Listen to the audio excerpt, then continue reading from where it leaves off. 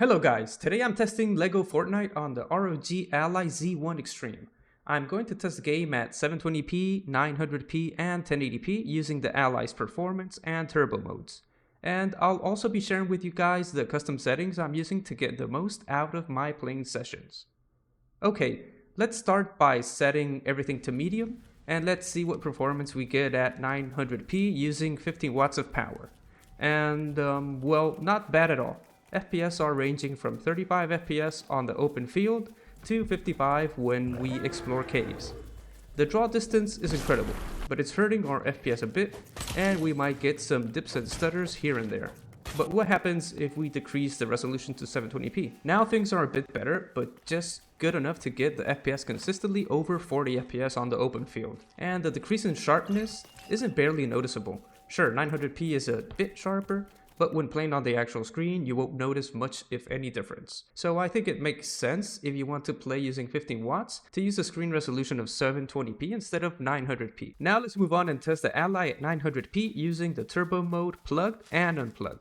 When the Ally is unplugged, it's going to be drawing 25 watts. And as we can see, the performance is pretty incredible. You can expect to get between 50 and 60 FPS at all times, averaging around 54 FPS.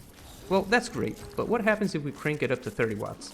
The Ally is now averaging 59 FPS, which means we get around an extra 10% performance when we plug in our Ally.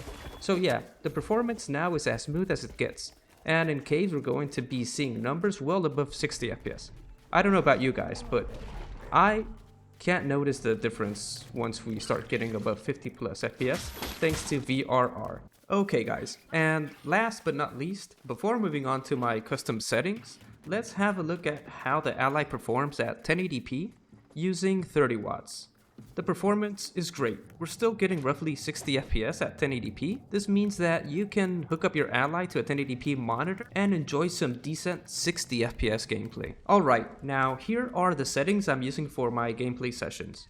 I'm playing at 900p and using a mix of medium, high, and ultra settings. I've set up the upscaling method to quality. Dynamic resolution is off since I'm not a fan. I bumped up shadows from medium to high, and I've also bumped up the view distance from medium to far. I'm going with epic texture quality because why not? Then effects set to high and post-processing set to low. I've manually set the Ally to use 18 watts of power instead of going with the performance or turbo modes.